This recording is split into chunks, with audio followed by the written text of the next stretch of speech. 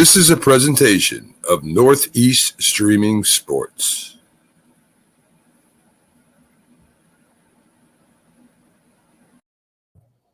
Good morning, everybody, and welcome to the Mac, Jack, and Jim football, pro football Sunday review. I'm not sure what the name of the team. It's no longer this Sunday in sports. We're talking about some football now, and we are going to get hot right away. Yeah. We're on Facebook, YouTube, Twitter, Twitch, and Roku TV as part of the Northeast Streaming Sports Network. Everybody, we got Mac, Jack, and Jim.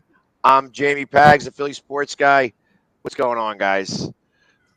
Just as always, big day and big week in sports. There's something going on all the time. Yes. Craziness. Hey, the world went crazy this week, at least in pro football. Let's start off right away because I've got we mentioned it real quickly off the air, and I actually have stuff to say about this one.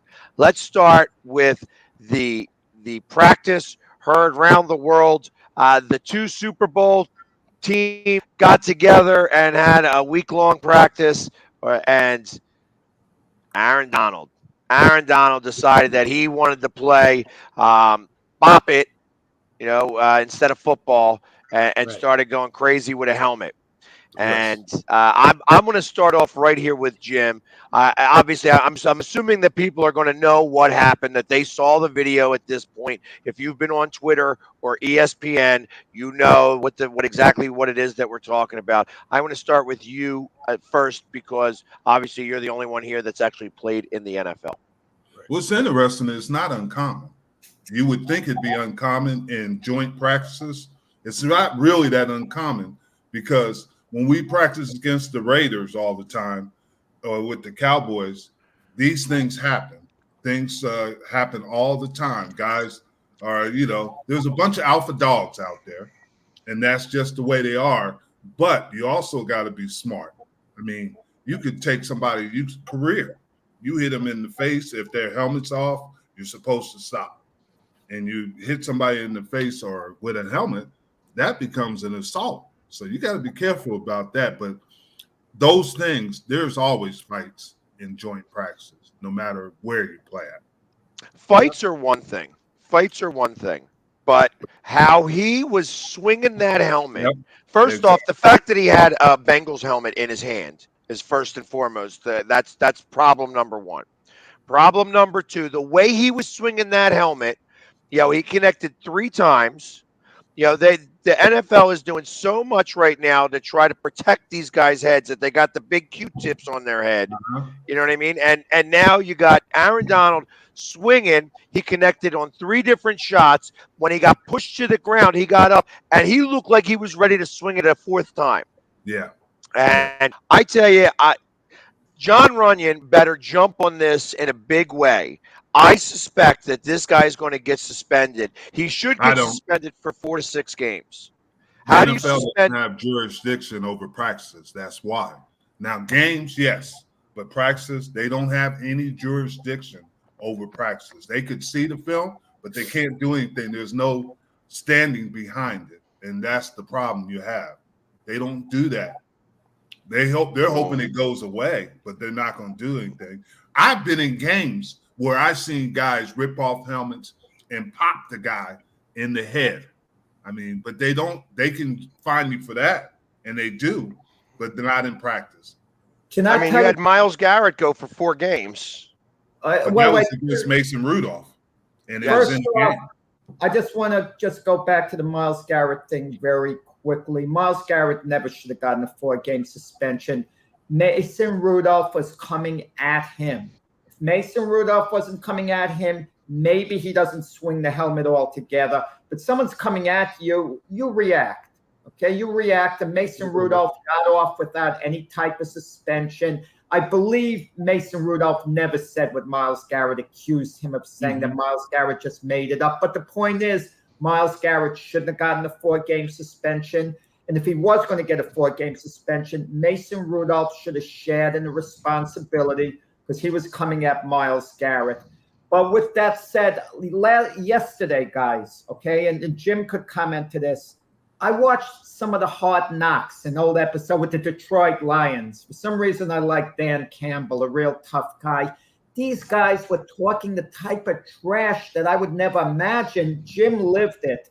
And this is just a scrimmage. Shut your darn mouths and just play the game. Doesn't work that way, Jack. They're putting one another down. That's what leads to these things, the helmet swinging. If they just keep their darn mouth shut, no one would lose it. Here's what you got to understand is Pags, we've talked about this before. When you go to a game, Pags tries to irritate the other team. And he succeeds. They can find weaknesses in you.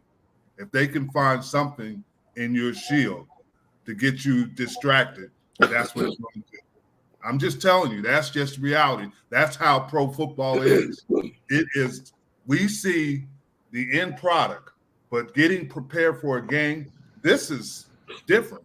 When you practice, sometimes days in practice, I've been told, and I can't say who, that sometimes we start fights just to get the blood. Just to get things incited, just to get things to get people. I'm not saying that Aaron Donald was right, but he's not going to get suspended for it.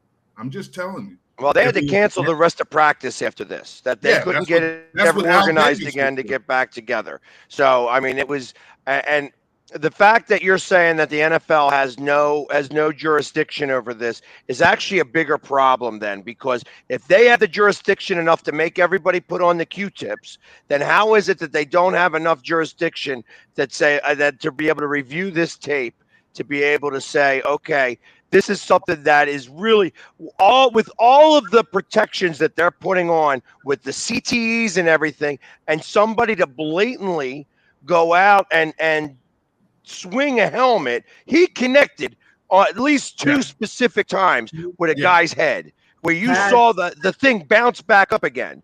So, I mean, that's actually a really big deal. And ultimately, reportedly, he's done this before in his own practices. They said that he has done this before. I've known guys that are in the Hall of Fame that were like that too. Mm-hmm. They would get to that point where they weren't taking it anymore. I don't know the whole story behind, but that's just the reality of it. And you got to understand, they might want to make this a little bit safer and they want to make it less aggressive. But some guys, that's why he's the best tackle in the league. And I'm not defending him. I'm just telling you the truth. He's got to have an edge. Those guys are edge guys. And if you push them to a certain extent, that's how they're going to react. The Bengals have to assume some responsibility, I'm sure. Would you agree, Jim, Aaron Donald being the face of the LA Rams, and he is the face of the LA Rams more so than Cooper Kupp and Matthew Stafford. He's a marked man, Aaron Donald. Yeah. So the Bengals every game. To take Aaron Donald down, you take him down, you're taking basically the whole team down. Yeah. So he, as a leader, isn't going to put up with anything. He has to show his guys we're in control, we're the bosses. So that's where the emotion. No question. No question. But Pickles makes a good point. I don't think this is an NFL thing. This is what he said is right. It's left to the GM and the Rams. It's not the owners. It's the GM. Why would the Rams say, you know what? Okay, they're not going to suspend them. Don't do that again. Don't do that again. They're not going to suspend them. What they'll do is fine them. And they'll keep it internal. Nobody will know about it. I'm just telling you. They'll make the fine up to him where he's not going to have to pay it. No, he'll pay it. Oh, yeah, he'll pay it. And then they'll throw in a bonus clause where he could get the money right back. Yeah, let's. I got Keith in the background over here. Let's bring him in and have him weigh in on this a little bit. Hey guys. Hey Keith, how are you? Good morning. Everything's a little heated already. I'm glad to come into the middle of this. You know, it's been a heated week all week long. One after Jack. It has.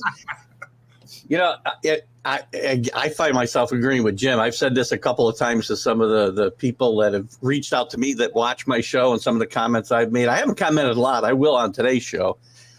I agree with Jim. If this had happened in a game, then the NFL could take precedent. But this is a practice. The team's going to be in control of this, and he's not going to get any time. He's going to get a fine. I'm not saying that's right or wrong either. And if this had happened in a regular season game, he definitely gets suspended, I think. But he's not going to. He's just not. Mm-hmm. And, we don't know. Jim mentioned this has happened before with him in practice. It's probably happened with other guys in practice. We haven't always had the access to practice films the way we have today and see these things that happen.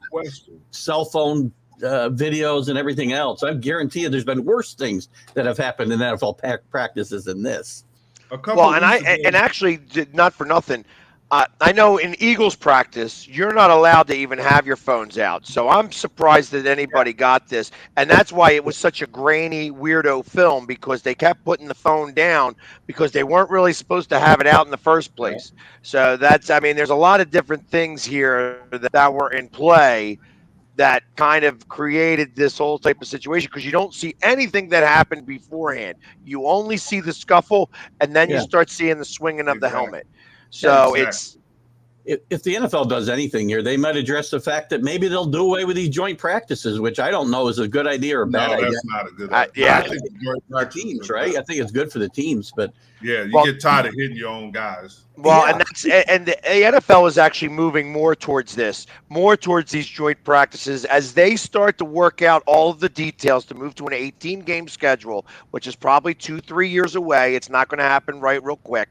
They're going to have week-long, they're going to actually create these 10-day practices almost, where these teams are going to be able to go for 2 weeks, where it's not just 2 practices. They're going to have 3, 4, 5 practices together, and then two preseason games. Yeah, where you're going to see you're going to be able to practice with the team, but you're going to be scrimmaging against another team, a preseason game against another team, and they're going to push this because it's the way of getting themselves ready for an 18-game schedule. That's right. I agree. It's hard to control because when you have so many dominant personalities, it's just not Aaron Donald, but you got a lot of dominant personalities, and it's competitive. You don't want to look at that film and seeing you get beat, so you're going to try to do the best you can.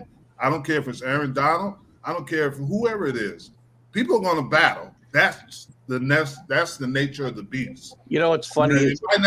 In this woke era we're in, the culture, it's different.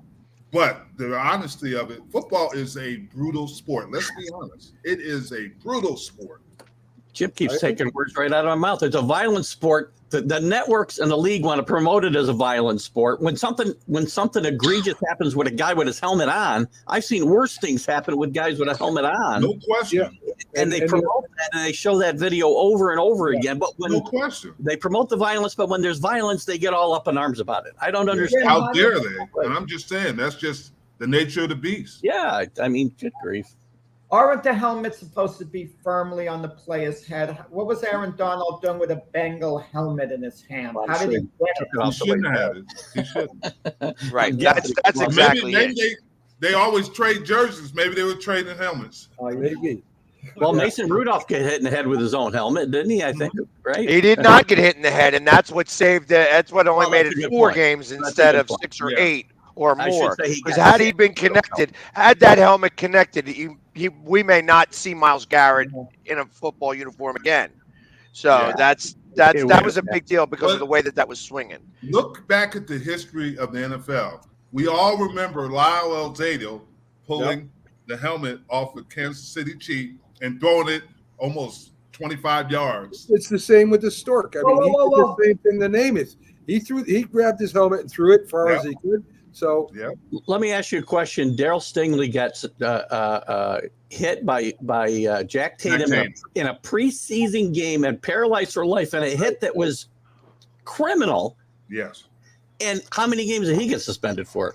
None. It was How long ago was that?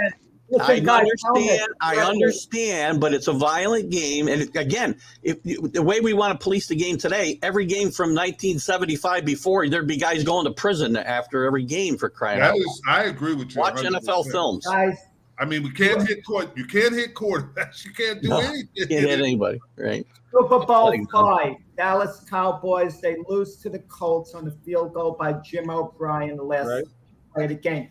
Correct me if I got the wrong play. I think it was Chuck Howley. Maybe I got the wrong play, but he flings his helmet He fires it long distance. He could have hit Randy White. whoever. That was Randy White? I think it's Randy White, wasn't it, Jim? Okay, however, but the not with point Chuck is, Howley. Randy White didn't come to 75. Yeah. He was the Dirty Dozen. Yeah, but I was thinking of play that he was talking I'm about. not certain. Oh, no, you're thinking about Randy White in the Super Chicago Bowl Bears. five. But the point is, do you consider the circumstances? His team just lost the Super Bowl in the last play of the game. So you're so forgiving for doing something so dangerous to put other people at risk. Jack. Sometimes it's the circumstances. Had the thing with Aaron Donald been done in front of a national television audience, even if it was just an exhibition game, it would have been much, much different, I think. Yes, I agree. But here's the thing you don't understand. When you walk out there, you're taking your life in your hands. That's just the way it is. And you know that. You make choices. And in the heat of the moment, sometimes your choices are not right. And that's what Aaron Donald, he wasn't making a choice because you get hot and you sometimes forget society's rules. You live by a different rule out there. You're living so you can walk and I agree with that. I mean, it's again, I talk about all the time how these athletes, especially football players, are driving on a different highway than most of us. That they're driving at 1,000,000 miles an hour, and when these situations outside of football happen, that's when somebody's trying to get into their lanes, and you just can't do that. So it's like that's where I feel some of the issues happen outside of football. But inside of football, I feel like that they need to police that, like these types of situations, especially with as much as they are making a big deal about this head. We're going to put the Q-tips on. We're going to make sure that everybody is, we're not going to do things that create head trauma. And then you have Aaron Donald. Now, if there was no video that came out, no video, no foul. It didn't happen. Yeah. But everybody saw it now. So now you almost have to. As long as you play football, there's going to be trauma. Your body is going to have trauma. That's just the reality of it. We love to put in there. Are you going to put everybody in little pillow puff things like they do now? I mean, that's you could not wear helmets at all. This has been talked about before, right? Just don't put your helmet on and go from there. That's all. But somebody will hit somebody and say, "Well, look at that. He doesn't have a helmet on and he's hitting them like that." Guys, I've joked in past shows, just it's played out. What's worse, getting hit crossing the middle, being on the bottom of the pile? What about this one? Aaron Donald swinging his helmet at you, a Dominic Sue stomping on your hand. Which is worse? Dominic Sue, did he get suspended even for a game for stomping on? Yes, he did. Yeah, he did. Yes, he did. What he's doing is, could be potentially more dangerous. That swinging a helmet is more dramatic. I agree. It is a criminal offense. But I'm just telling you, this is not the first time it's been done. Just like Pags has said, just like Keith, we have so much technology. People snuck in there. Somebody took a video of it. If they didn't take a video of it, it's just hearsay. The NFL has no jurisdiction over that. This team has to. And they're going to give him something.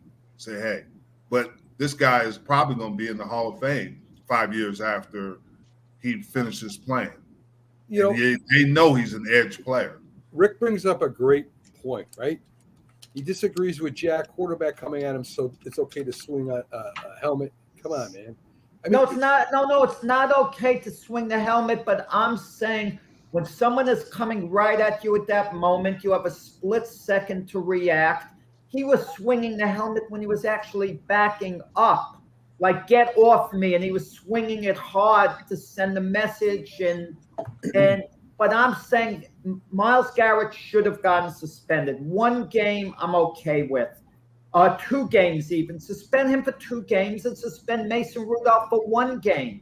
That's what I'm saying. Myles Garrett shouldn't have assumed 100% of the responsibility. Yeah. Let me ask you this question.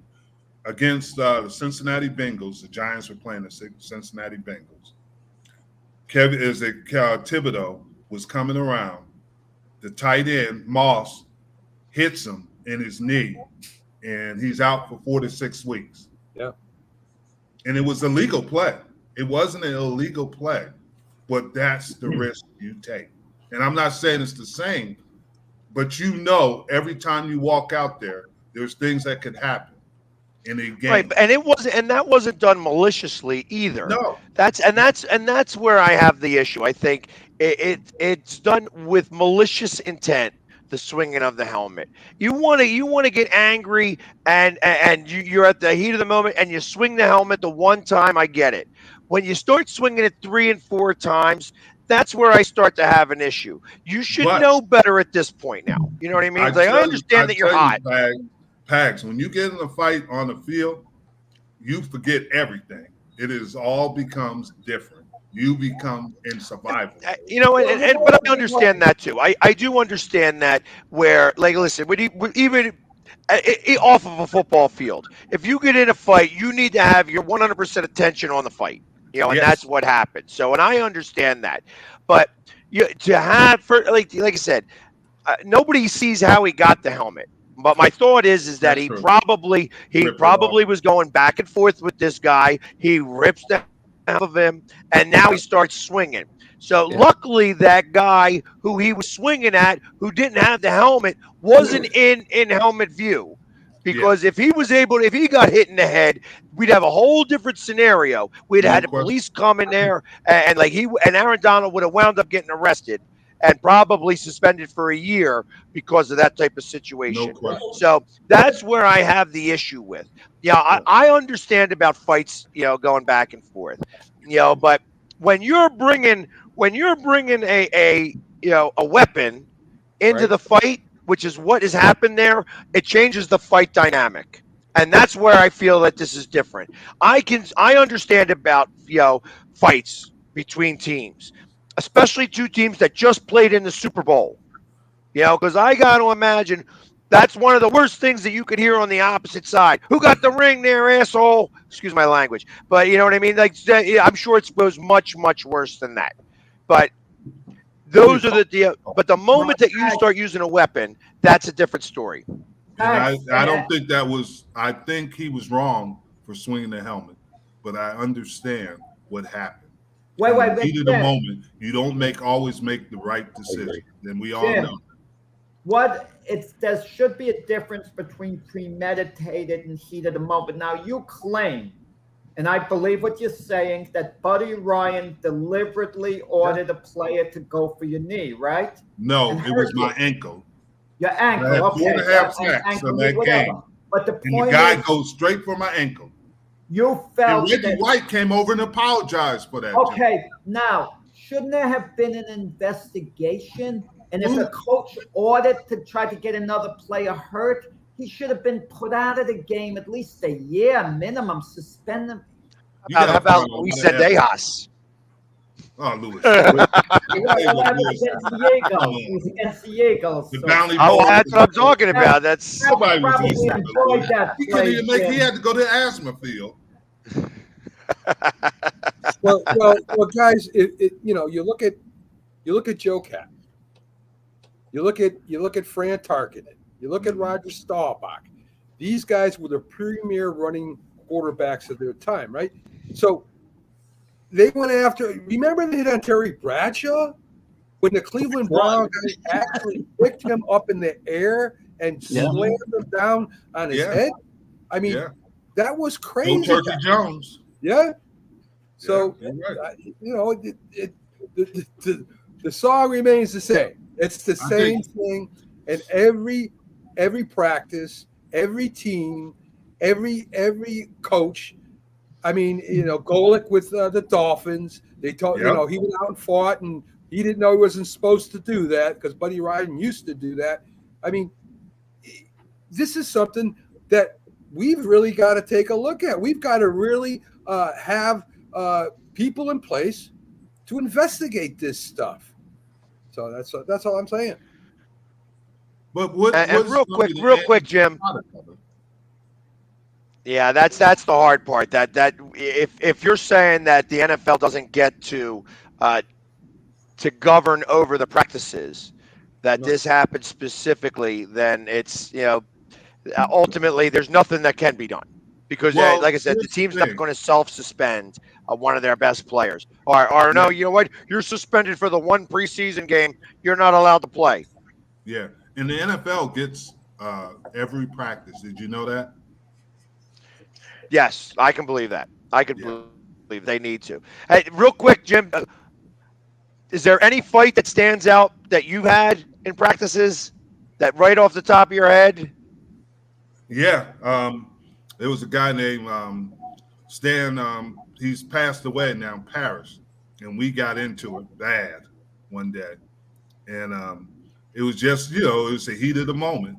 I mean, helmets going and fists going. It's just the way it is. I mean, then we're sitting there laughing about it at the end of practice and in the locker room.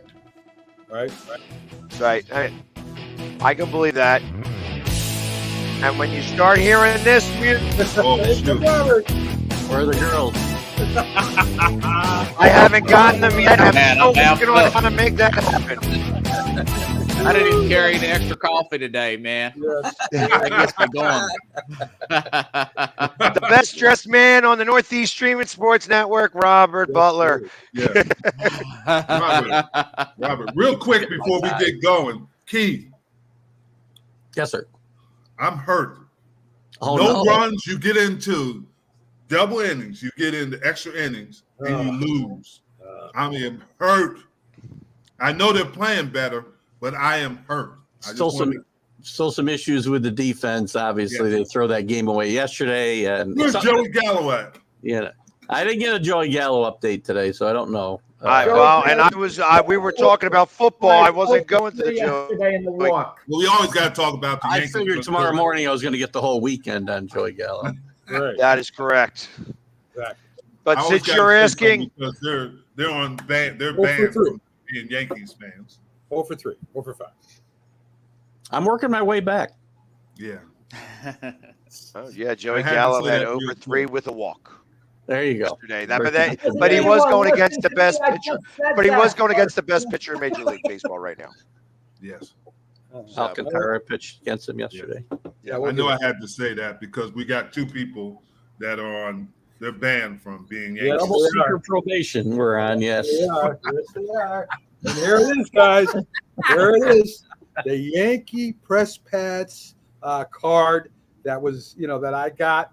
And they are not going to get this card anytime soon. But I had a clause how I get it back at the end of the year. If the Toronto Blue Jays win the World Series, I automatically get the card back. Jack just flip-flops to the Mets if he doesn't get a Yankee card. He doesn't really care anyway, so. I had to do that, Pags. I got to always. Hey, do whatever you got to do. I mean, we got a guy who's like, he's like the Yankees, Nets, and Jets. I figured it would be Mets, Nets, Jets for Jack, I thought too. Yes, We found one former player that hates Philadelphia more than you do, Keith Hernandez. See, again, you mentioned his name. We lost 3 people already. I tell you got to stop talking about him. Nobody cares. And immediately you bring him up, and then we lose half of our viewing audience. There goes the half an hour of the show for crying out loud. Oh, my Lord. He's getting needling me. Yeah. Let's get Robert in here. He's hitting me below the belt each time. Every time he's doing it, he's hitting me with like a groin shot. He's still got to save his soul, so he goes to church after the show, and we want to make sure that he gets his. He's got to go to church. We got to give Keith and Robert their time. Yeah, Robert's got to go to church twice if he's Palmer in another life. Yeah. So let's bring up the other big situation that occurred over the last week, and I know that just because I know that we have these 2 guys here for just up to the top of the hour. There was the best punter that may have ever stepped foot on an NFL field now gets cut because of allegations of sexual misconduct with a minor. Yeah. And that's really the nicest way that I could put that. It's not a criminal charge. It's only a civil charge. However, initially the Bills wanted to investigate before they did anything, and after their investigation, they decided to cut this guy. Yeah. Thoughts? Well, he is a punter, and I tell you, there's a guy. I think his name is like Stony Brook or something. He is in a battle at Tennessee with Brett Kern, and I'm not sure if Tennessee is going to cut Brett Kern, this knuckleball kicker, but he is a punter, and I'm curious to see which punter is going to be picked up here. I haven't got enough details out of that story to dig like we did on the Deshaun Watson, because this flared up over a week, guys. This is not the Deshaun Watson thing was flaring up back in the off season of last year, right, from March, and then a couple days later, a couple weeks later, a couple months. This is like boom over a week, and then it seems like the Bills, I don't think they had that much information, and they went on and just cut him because of general principle. I think because of what Cleveland's been put through. I think they just want to do that because they are, everything I read, the Bills are the favorite, and they don't want any distractions right now. They're the preseason number one if we were talking college, guys. Yeah. And then I disagree with you, Pags. The guy's good, but he's no Ray Guy. I was going to say it's all over my comments today. Damn it. The only punter in the Hall of Fame. He was drafted in the 7th round, Matarisa. I think the Bills 6th round gave in to the fan base because the fan base was upset. If the fan base wasn't upset, I think the Bills would have. I don't know if the fan base was upset as most of the media was more upset. I think it was a story. It's a distraction. It is a distraction. Like Tim Tebow was always a distraction. If you have him on your team, as a backup, they're going to be asking the players about him all the time. It's a pain. Jim, the way it is. You don't want to be talking about someone else. Pags would say T.O. was a distraction, but he was doing good. The details of the story are just too sordid to keep him around. If he's not an established player, he's a punter, as Robert said, and you're just not going to go out on a limb for this guy. You're just not. I agree. Well, I mean, obviously, I don't know who Ray Guy is. His longest punt was only 74 yards. You have an award for him. The problem with Ray Guy, strongest leg, but he never pinned the team down inside the 5. He just boomed it into the end zone. That's why, like I said, this guy is punting the football 20 yards longer than everybody else in the NFL. That's where I think that. Well, first off, you want to talk about changing field position. You're backed up on your goal line, and you punt the ball, and it goes yards. Well, obviously, I mean, you've just changed field possession, and that's the big deal, I think, with having a punter like that. I think that's absolutely necessary and worthwhile in this game when you do that, because everybody else is only punting at 40 and 50 yards. That being said, obviously, life trumps sports. You cannot do some of the things that he's being That's accused what I was saying. of. You live in a bubble when you play a professional sports, but life still goes on.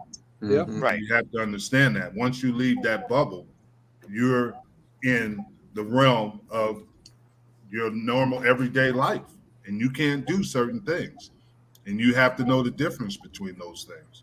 So, Robert, guys, if the report came out, let's say it was Josh Allen accused. Oh, Jack took the words off my tongue. The Bills would not have cut Josh Allen. Yeah, but no, they wouldn't. No, of course not. No, they wouldn't. And that's, let's be honest, they wouldn't. Yeah. They would have been upset, and they would have said the right things, but they're not cutting Josh Allen. No, of course not. I mean, because if you have a certain skill set, you get second and third chances in some cases. Question. So, I mean, I understand. So, let me ask this question. Obviously, this is now still over his head right now. If you were a team that obviously has challenges with your offense and is going to need a situational guy like this, would you pick him up pending the investigation? Not until it's cleared up. Yeah, I would say No. the same thing. And I agree with that too. Because if So he you're gets open to yourself. exonerated, if this is Oh trumped shoot, up, they're gonna be running after. He might make more money. For, yeah, I would think because so. he'll be a true free agent. Yeah. So, Robert, let's talk about that gold tie. That's really catching my eye this morning. Yeah. And with your in-depth knowledge and with all your studying you do, I mean, what are we looking at now? Are we just looking at a league that just doesn't really care anymore about anything, or are we looking at some kind of plan? I mean, I don't see anything in anywhere that says that this is okay, that you can do this. I mean, I don't understand. I just don't understand. Actually, I think we're in a league that there's so much media out there, Mac, and there's so much details and the speed of us getting these stories now. Like, for instance, Twitter. I despise Twitter, be honest, between us five here. But as far as the quickness and the in-depth of news information off Twitter, I was just joking with my dad the other day how on this show I was getting all this stuff off Twitter when we were on the draft talking about A.J. Brown and those draft picks. Jamie, I was getting stuff from a guy that was at the draft. I should have got them from you, but they were giving me those picks. He was actually at the draft through Twitter. So the speed and the in-depth, the coverage, there's so many other outlets covering these stories that now we're overanalyzing things. I think the league is probably there's video everywhere now, guys. There's so much. The facility that I work at, my carrier van, like Max says, their cameras are like Walmart cameras. They're really, really, we don't have a huge budget, but they get every little thing. Anything you see, Jim, with the football player. No, you're right. It's not just football. Look what happened with Kobe Bryant. Kobe Bryant just got 31 million? Yep. She gets 16 million. But with Vanessa. Vanessa, yeah. And that was a blatant disrespect. That was a blatant disrespect by the first responders. That's a disrespect for the day. Why would they? Just because you have a camera and a phone, you can take pictures. Just like you said earlier in the show before you came on, Robert, he was saying that they probably tell you not to have cameras in practice, and they did in that Aaron Donald situation. Now the NFL does have the video of the film. Derek Jeter wouldn't even let you bring a cell phone into his apartment at parties. Yeah. I watched that. Yeah, good reason. But that was because he didn't want to show. He didn't want to show the gift baskets. The gift baskets are real. Don't get Pags just tee it up for him for Yeah, exactly. I listen. I was going. I'm going to leave that one be. I thought better of saying something like that. Yeah. But I mean, I don't know. I look at this as the NFL sees all these practices. They get all of the video that they have. Video cameras, like they have these cameras that are in the middle of the field. At least at the Eagles practice, they did showing every angle of everything. So I gotta believe that clothesline, right? Going up and down that clothesline. There they have like at the Walmart where they have the camera. They literally that's on a cart almost, so that they can move it wherever they want to, so that they can get a full view of everything. And that kind of goes against what you were saying before, that the NFL doesn't have jurisdiction, but they're allowed to see all of these practices. And the next thing I have is that, obviously the Patriots were in trouble all the time for filming other practices. Yeah. Were they? How soon is it going to be before NFL teams start hiring hackers to hack into another team's cameras?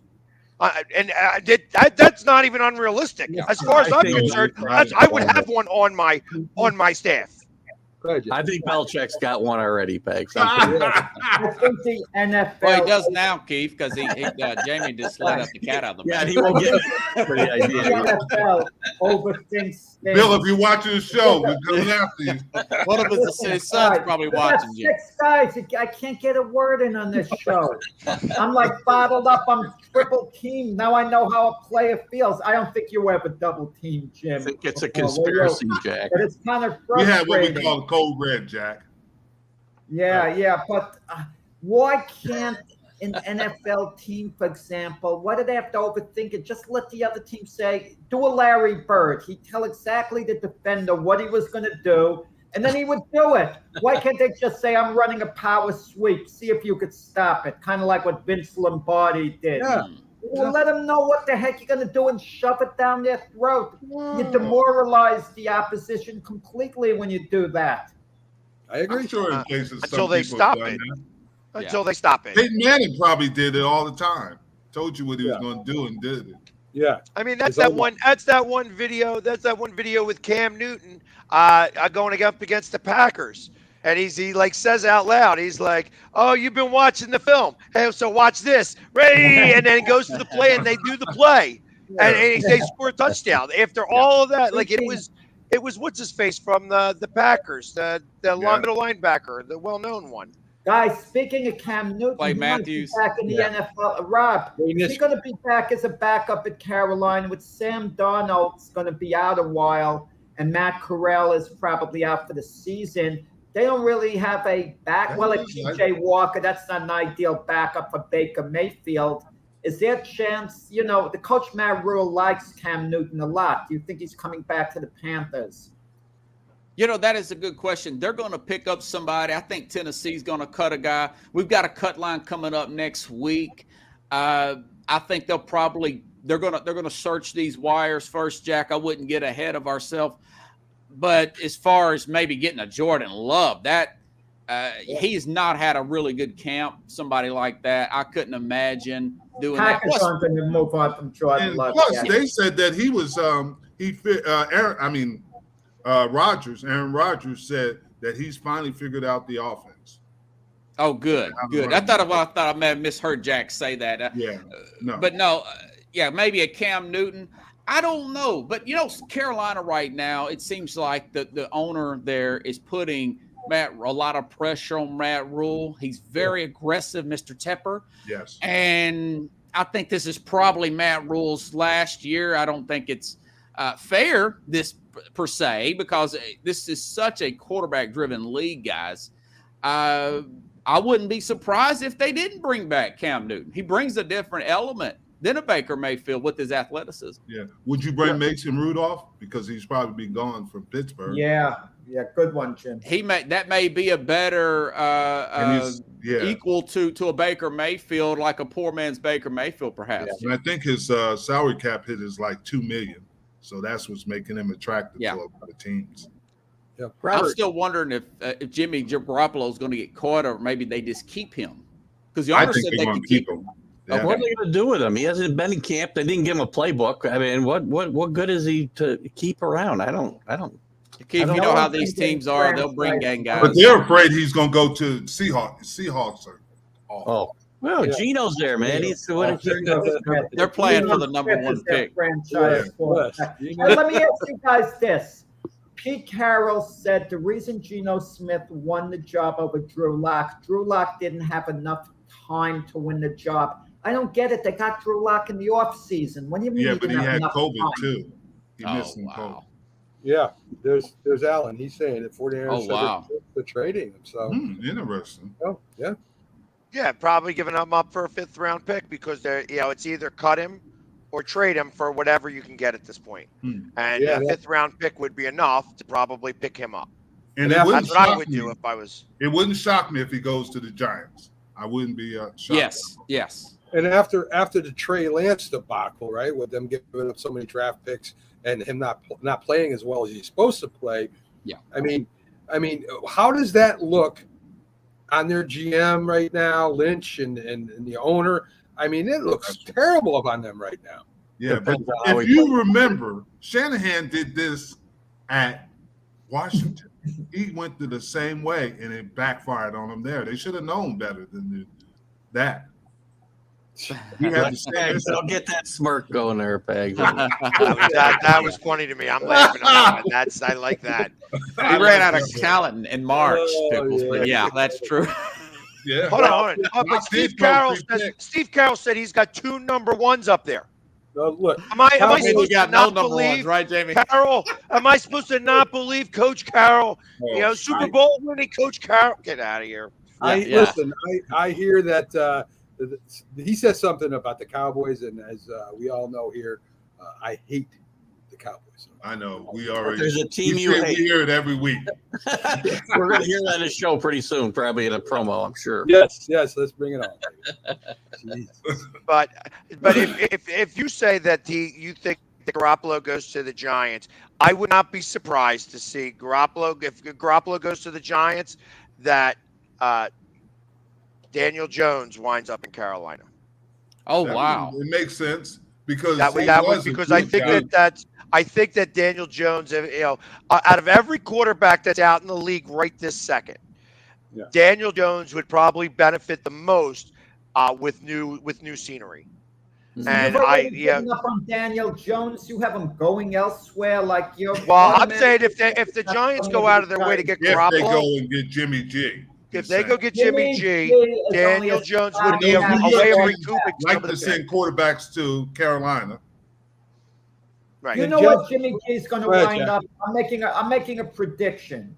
Let's all predict what Jimmy G is going to wind up. I say he's going to go to New England, believe it or not. Okay. That's New England. That's not far-fetched. I mean, if you're going to talk about him going, to the Giants, that's not far-fetched. They owe Belichick a favor, the 49ers. He gave him Jimmy G to begin with. Maybe he gives him a 3rd round if he has one. Mac Jones is their quarterback.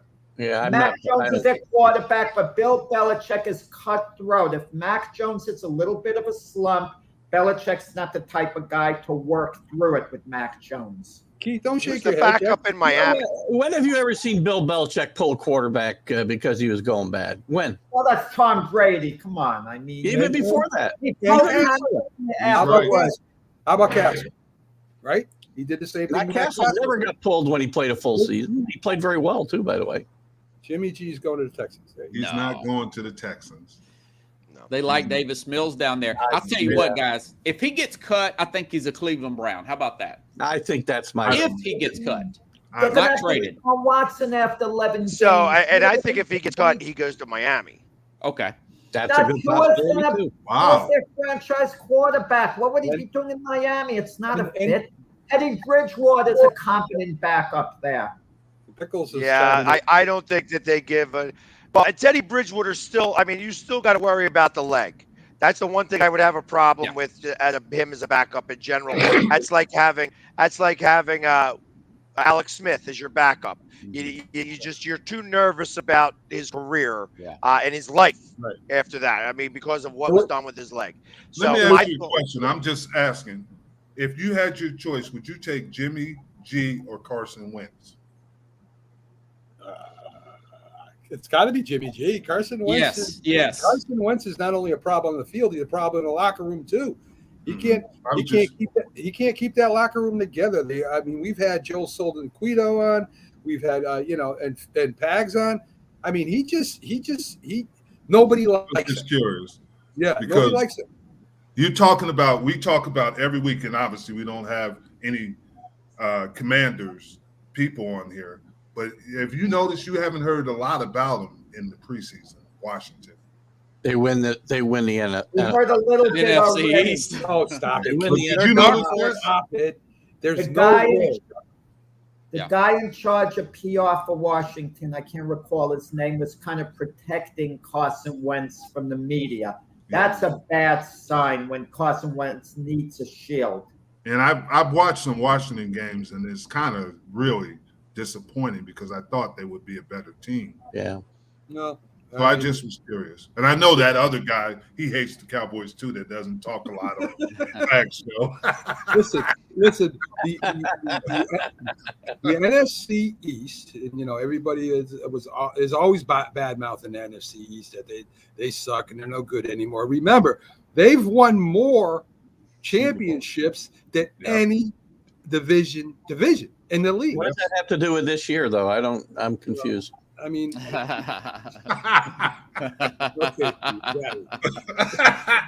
We're still the best division in football. No doubt. By far. By far. This year. What do you think the chances are of Jalen Hurts hoisting the listen. Super Bowl Even when trophy? everybody stinks, we all stink together, and it's still a very competitive division. I'll give you it's still the toughest division.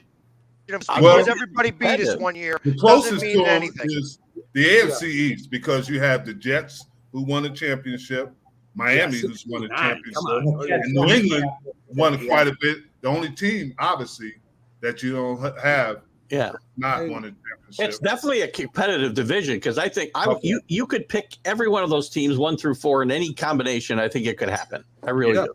I agree. Yeah, I agree.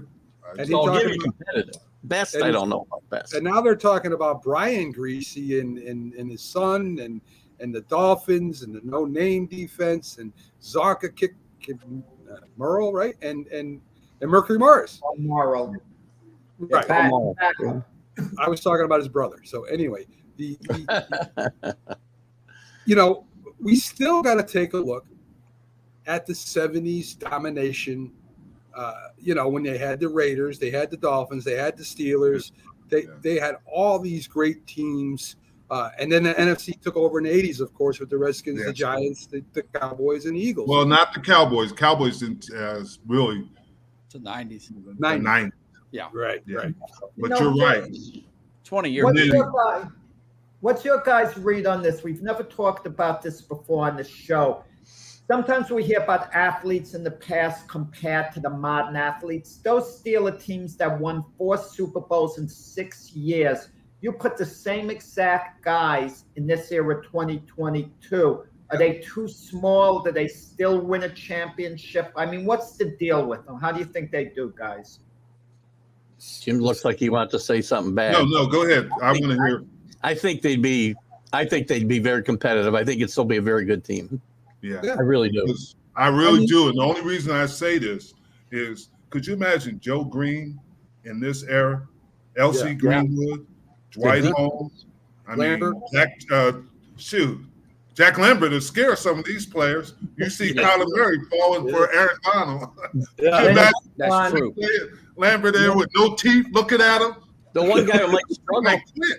The one guy who might struggle the way the game's played today is Terry Bradshaw, just because the quarterback position changed so much. Wow. Hollywood Henderson, accurate quarterback, guys. I mean, great quarterback, but for this era, he wasn't an accurate quarterback, and that's what you have to be today is accurate. So, and there was more emphasis on the running game back then. Yeah.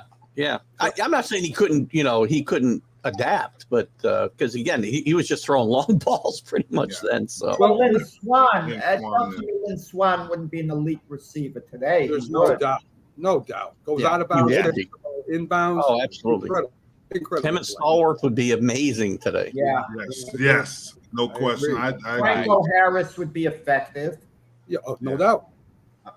Guys, there was no salary cap till 1994. That great team would have probably got plucked come the first wave of free agency after that first Super Bowl. But also, you got to look at like the drive of the individual. So you say if you drop a team in one era or the other, well, are you going to give them the modern medicine, the modern facilities, the modern diet, the modern salaries? Jim Brown could play in any era if you gave him all that stuff. And I mentioned that before. There's certain players that Reggie White would have been great now. He would have been great 40 years ago. There's no doubt. That's just the reality. Bruce Smith, guys like that. I mean, Johnny Unitas, is just. Oh, yes. I mean, if you put him with Joe Montana, same quarterback, different uniform. And Night Train Lane. Yes. Oh, my God. These guys were huge. Red Grange was big as hell, the Galloping Ghost. I mean, you can't just talk era sometimes, right, guys? You got to take the whole history of football into consideration when talking about these guys. Agreed. Guys, I know that we got to get Keith out of here real quick. I'm sorry, I don't mean to cut you off, Jack. I invited Keith real quickly because he's got his own show that starts here in about 5 minutes. So thanks, Keith, for coming on. Thank you, Keith. Your insight was immeasurable today.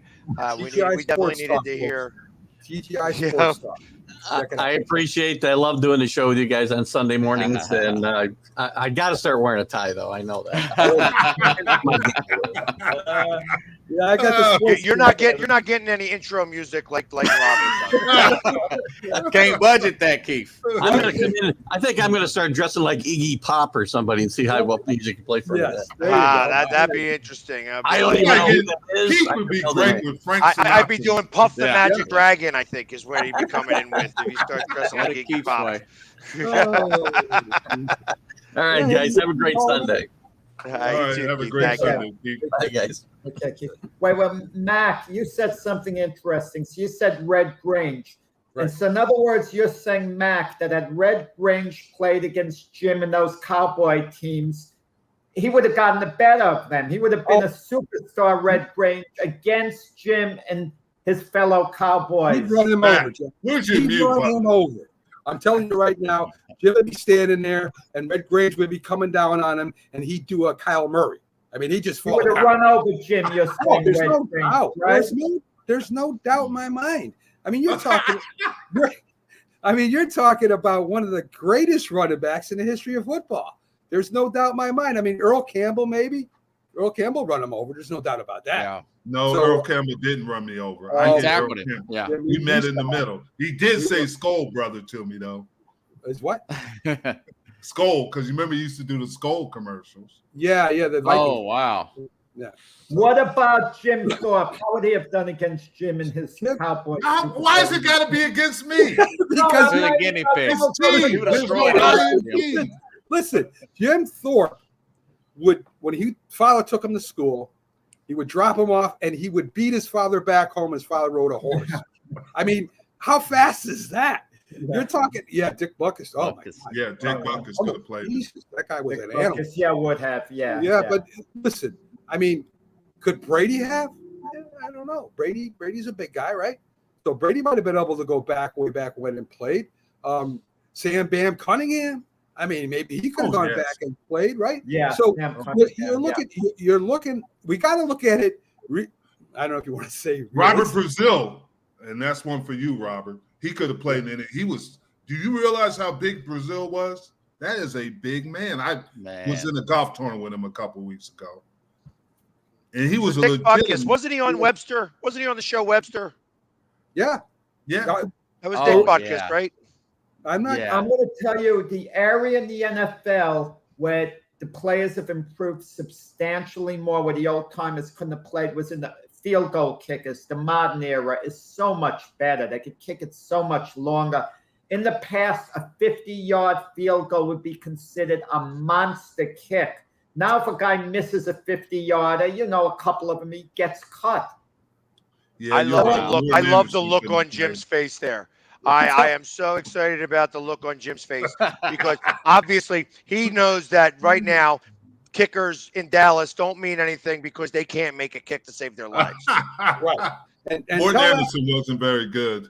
Tell that to Pat Summerall, right? He was in the middle of a snowstorm and made the field goal. I mean, this Tom guy Dempsey, he had the record for a long time. Right. Half a foot. Yeah, half a foot. And listen, Jack, you can't just come out and say stuff like that without backing up. Both Lustig was a kicker for the Buffalo Bills. He lined up for a 34-yarder that came 5 yards short. Oh. Right. And he didn't get cut. Probably the win. Have you ever played in Buffalo? Win, yeah. The win. Shoot. And he was probably against that win. That win is pretty vicious off of Lake Hill. Yeah, and Giants Stadium, they say it circles. It circles around that stadium. Right. Phil Simms, Eli Manning, they had to really learn to throw the ball on a spiral in the wind so that they could move the team down the field. Yeah. So and when I think of Obviously, he was the last one to be straight on kicker. He did, where they all go off to the side now. He was the last of the straight on kickers. Mark Mosley, and had that 63-yard field goal, obviously. Mark Mosley was also a straight ahead kicker. In fact, he won the MVP one year. First time I think a kicker has ever done that. So, well, the first soccer style kick in the NFL, I think, was Pete Gogolak, actually a Giant. Yes, and his brother Charlie. Man, I got to look up some of these names here. And I can only tell you about Tony Franklin. He was the first 1853 send. Right. So, right. We'll bring Tony Franklin. He started that whole barefoot thing.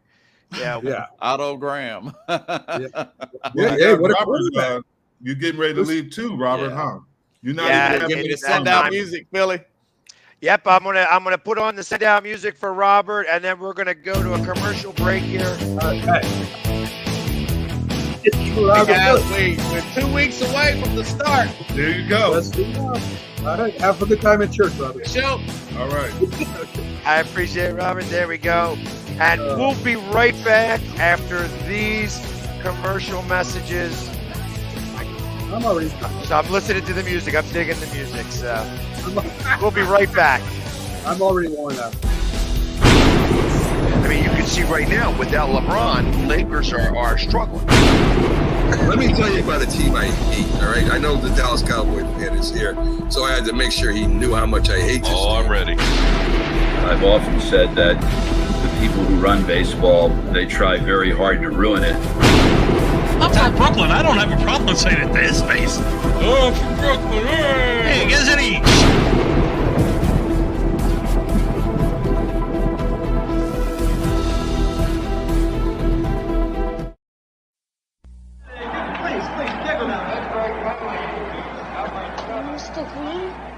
Mr. Green? Yeah. You need any help? Mm-mm. I just want you to know, I think you're the best ever. Yeah, sure.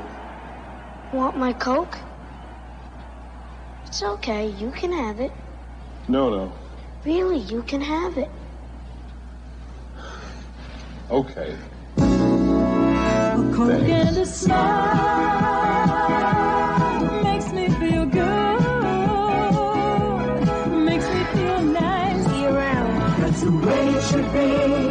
I like to see Hey, kid. the whole world is smiling with me. Coca-Cola as life. Have a Coke and Thanks, Mean Joe. smile. You know, one of the best things about being an ex-big leaguer is getting freebies to the game. Call the front office, bingo. And once these fans recognize me, I probably won't even have to pay for my light beer from Miller. Down it, crap! I love them. These fans know I drink light because it's less filling and it tastes great. Good seats, huh? You're in the wrong seat, buddy. Come on. Oh, I must be in the front row. Come on. Light beer from Miller. Everything you always wanted in a beer and less. Good seats, hey, buddy. He missed the tag. He missed the tag. What's up, everybody? Philly Sports Guy here, and it's fantasy football season.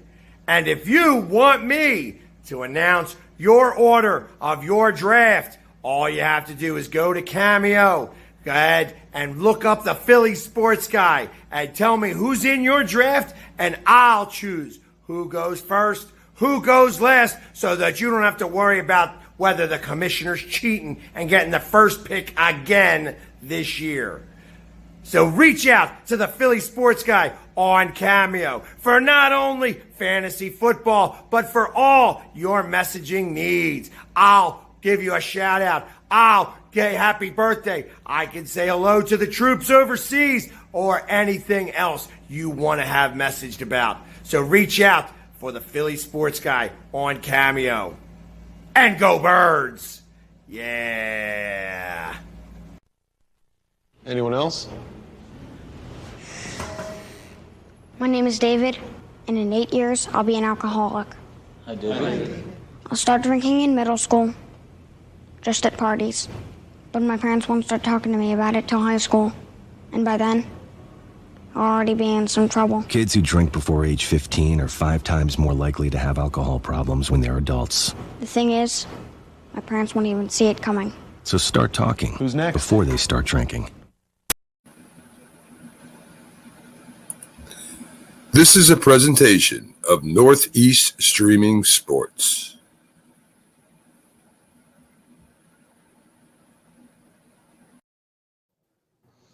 And we are back to the Mac, Jack, and Jim Sunday football show.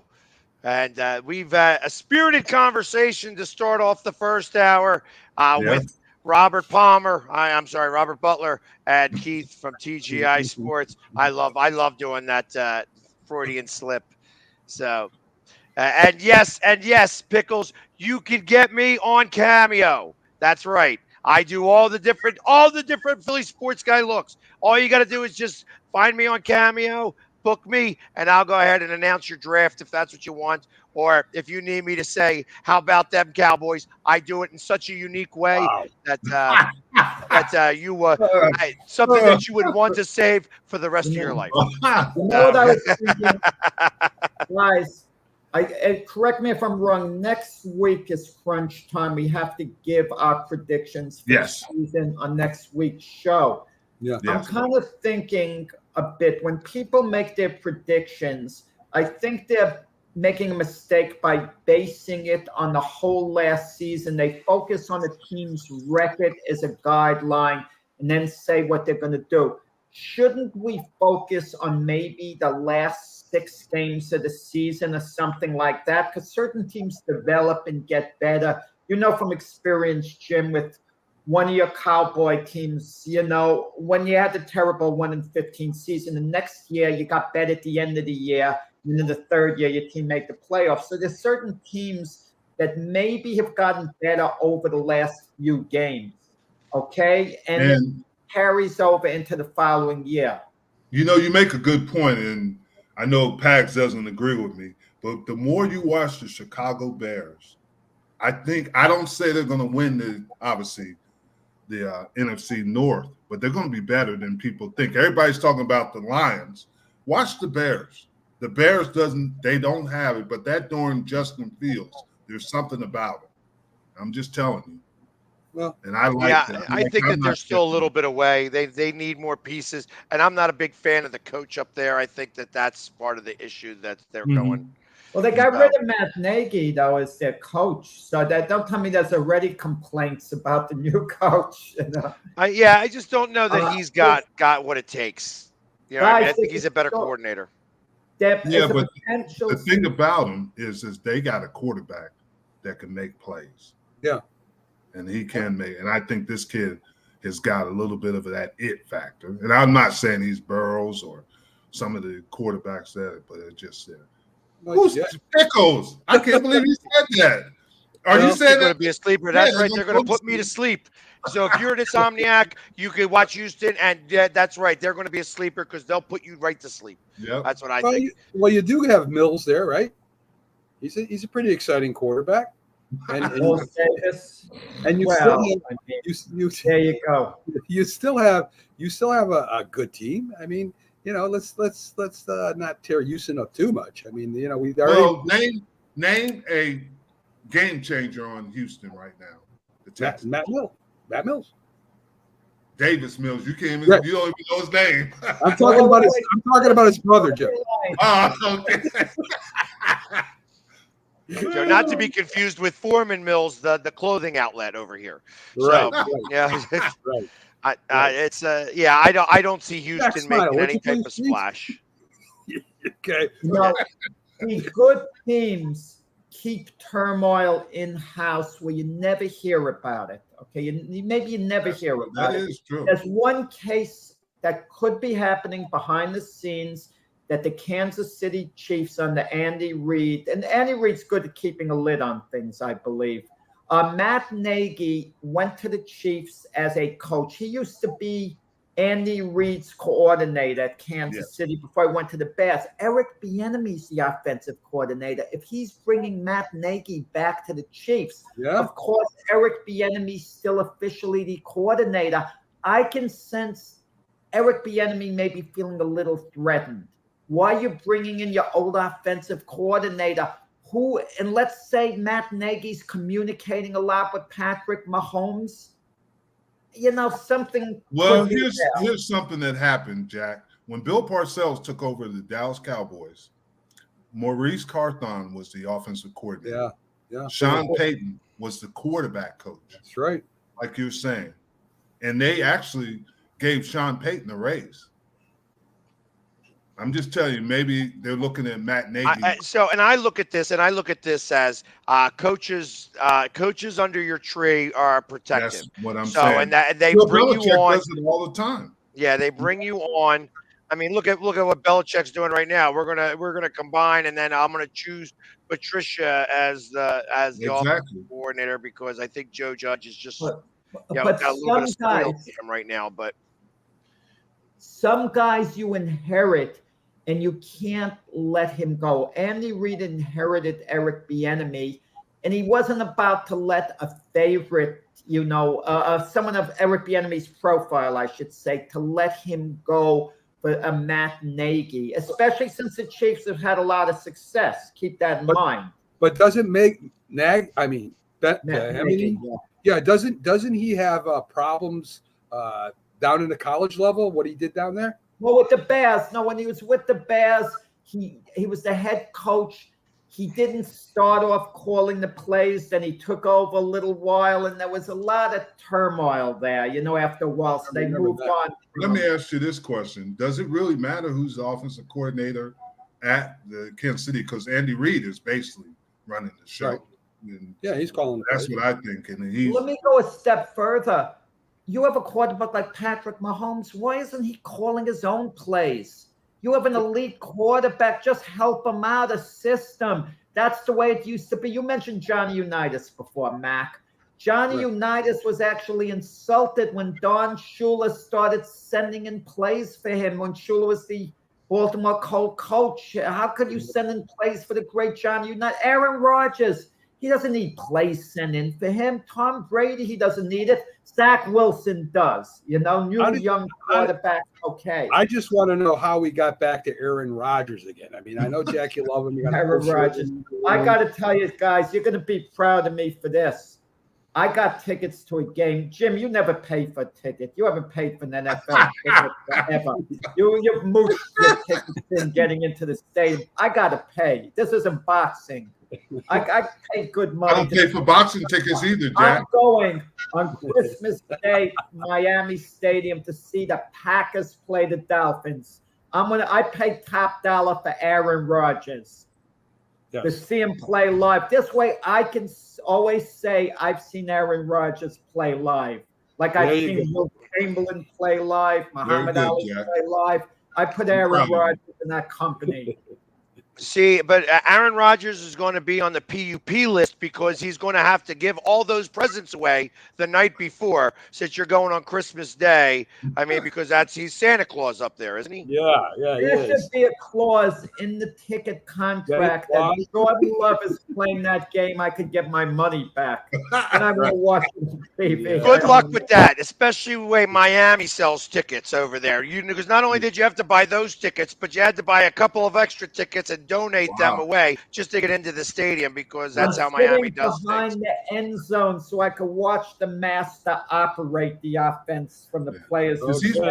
Is he still the best quarterback? Is it him or Brady the best quarterback in the NFL? Aaron Rodgers. No. I mean, you got Justin Herbert, you got Wilson, you've got Patrick Russell Mahomes. Wilson isn't even in Aaron Rodgers' league. Oh, please. He's a Hall of Famer, Jack. He's all No, he's not a Hall of Famer. He will be. He's not a Hall of Famer. Oh, Who's not a Hall of Famer? Russell Wilson. Wow.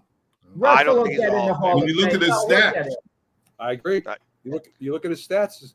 In the last 10 years, Russell Wilson is the best quarterback in the league, period. He's right. Yeah. I'm not saying I'm way. I'm just saying look at this stat. Listen, then you're gonna. So what happens when he doesn't perform this year, Russell Wilson? What's the excuse going to be? How is he not going to perform? He's got one of the best defenses in the league. Yep. He's got a great crew of wide receivers. He's got a great running game. How is Russell Wilson not going to perform? And when Denver, if they wind up 7-10 or 8-9, what are you going to say? Same thing. Same thing. I mean, he's still a Hall of Fame quarterback. I would vote for him for the Hall of Fame. All right, well, there's a question for you. Here's a question for you. How much does it take? All right, so if you're saying that his body of work up to this point, it makes him a Hall of Famer. Right. At what point his play moving forward detract from that? And I said this about, Jason Peters is a Hall of Fame tackle. With no doubt in my mind, I feel like that he's a Hall of Famer and should be a first ballot Hall of Famer. But the longer he continues to play and not play up to snuff, I feel takes him, small micro steps, but takes him further away from being a first ballot Hall of Famer. I think that his body of work makes him a Hall of Famer throughout. Well, I got a Northeast Streaming Sports alert. The great producer of Northeast Streaming Sports gave me this. Russell Wilson is the best quarterback in Seattle Seahawks history. For anyone to debate that would be silly. It's likely to come from a place of bias against Wilson. Wilson simply has no peer, even close to his winning percentage, productivity as a quarterback Seattle. Wilson is also probably going to be in the Hall of Fame one day. The only thing keeping him from being a Canton is if he does a complete 180 and becomes a quarterback who throws a lot more interceptions, fewer touchdowns, and looks more like Mike Gannon than Joe Burrow. So, I mean, this is from people who know what they're talking about, guys. These are from the experts. But again, you just answered a little bit of my question. If he stinks it up in Denver, does that detract from him being in the Hall of Fame? How does that detract? It actually could. Pags has first off, the greatest quarterback in Seattle Seahawks history. He's better than Jim Zorn. Good golly. I'm being sarcastic here. Yes, you are. I mean, I vote for him for the Hall of Fame, but he has high expectations in Denver. And people don't look at Russell Wilson as being over the hill. Denver certainly doesn't, because they gave up an awful lot to get him. Right. If he flops at Denver, that might actually hurt him a little bit. I believe he still gets in, and he would get my vote ultimately. Right. But Pags has a point. Yeah, and that's why, and like I said, I use Jason Peters as the example because Jason Peters, I feel like he should have retired 2-3 years ago. The fact that he did not, and he's played those 3 years, and he has not been Jason Peters. In fact, he's been very much even like a shell of what he's been throughout all of this time, that he's not. When you think of Jason Peters, you think of excellence. But when you've seen him the last 3 years playing, he has not been anywhere near good. And that's where I feel like where he was a first ballot, the longer he continues that and doesn't retire, because who am I to tell anybody that it's time for them to move on? That it starts to take away from him being a first ballot. I believe he makes it in regardless, but I think that it takes away from him being a first ballot Hall of Famer because he had the last few years were not good. But you're talking, and I feel like Russell Wilson could do the same situation. You're talking about a quarterback compared to a position player, right? I mean, listen, Russell Wilson, whether you like it or not, is one of the greatest quarterbacks in the history of football. No. Easy, Jack. Easy. No. I mean, all right, Johnny Unitas, Joe Montana, you can name some of the legendary quarterbacks if you want. But Russell Wilson is a legend. He's a legend now. So if you're going to compare Russell Wilson, which you should, to like Joe Montana. Ben Roethlisberger was better than Russell Wilson. Oh, no. Big Ben. Oh, come on. No, maybe if Russell Wilson completed that pass, maybe if they handed the ball off, one of those two situations, ultimately, the reason why he threw that pass had to do more with the NFL than it had to do with anything else. They did not want to give Marshawn Lynch the MVP, and they said, let's in that Super Bowl where he threw the interception. But I feel it was a conspiracy. It's not a conspiracy. It was just they didn't want him to be the MVP, and so they tried to give it to Russell Wilson. If Marshawn Lynch scored that touchdown, he would have been the MVP. There would have been no question about it. But if he would complete that pass and they won the game on the last second on a pass completion by Russell Wilson would have been able to become the MVP of that Super Bowl. Neither happened. It wound up being Tom Brady. Listen, I'm not a fan of Marshall Lynch off the field, but if I'm coaching Seattle, if I'm his coach and have a chance to win the Super Bowl, I hand the ball off to Marshall Lynch. I'm not going to think, I want someone I like more to get the MVP. You honestly think that's going through Pete Carroll's head at that point in the game? Yes, I think I'll be honest. I feel why wouldn't you hand it off? It was first down. It was first down. They had a timeout left. It could have not gone in, and he wasn't getting stopped the entire time. Instead, there was an errant throw. This is one time in which I'm going to put ourselves down. We never played the game. We don't know how it is. Jim played the game. Jim's played the game. What are you talking about? Well, I got beat up by Rick Grange and everybody. Eric Campbell and all of them. I mean, they just. I played at the game. That's right. You were a ticket holder. You were. You were on the bench. So I'm just listening. I'm enjoying this conversation. Yes. But do you think Pete Carroll was thinking of that? He wants Russell Wilson to get the MVP instead of Marshall Lynch at that point in the game. I can't imagine, that going on. Well, that's bad for Pete Carroll if he was thinking that. I don't think he was thinking that.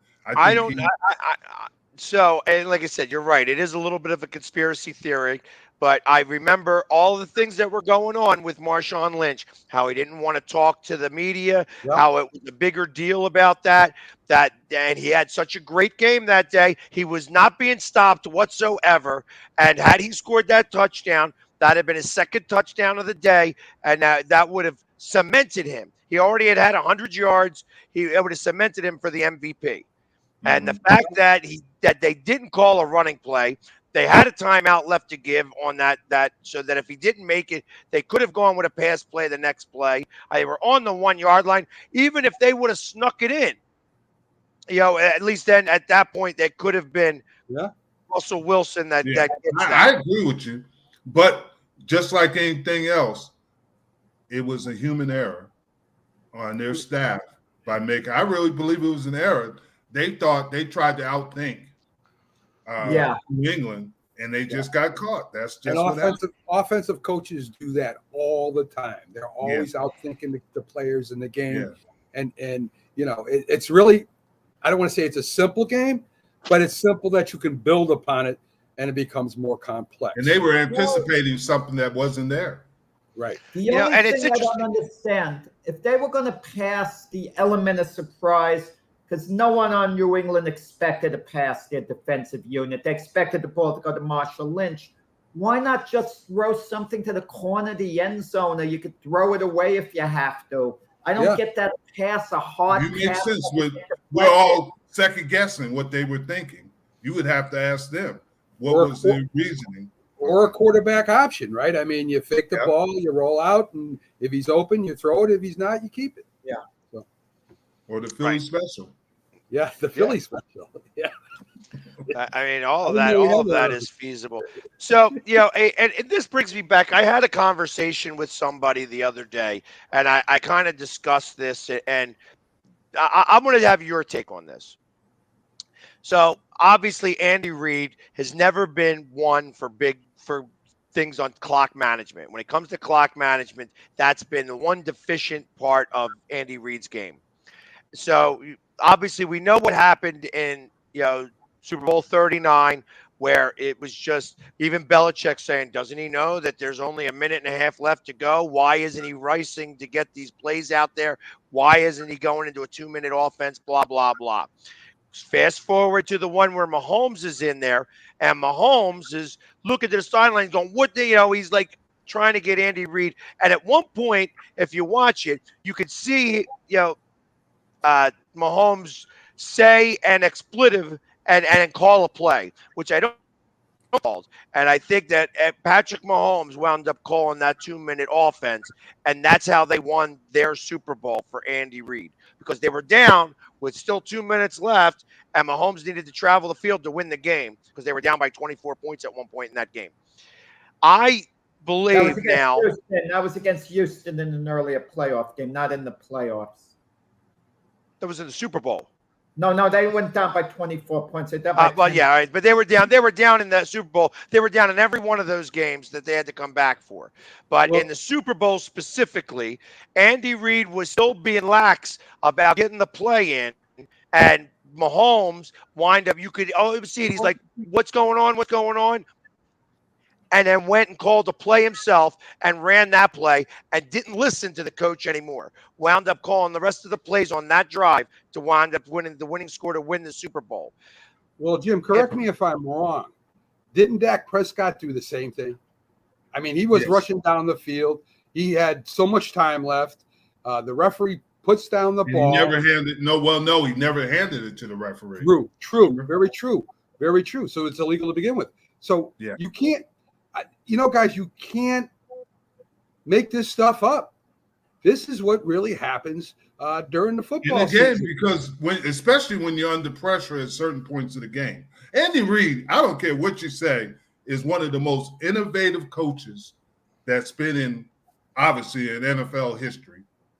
And even though there is a human nature to the game, you can talk about analytics and everything you want, but sometimes in situations you can struggle, and he struggled in the situation you talk. That is his greatness.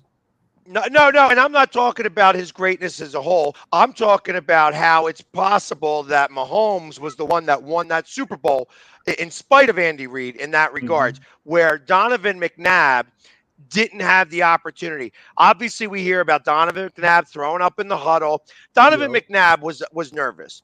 And I understand that. And of course, he's the one that gets thrown with the blame on all of this, where he wasn't able to run this team down the field, that the Patriots knew all the calls and blah, blah, blah, blah, blah.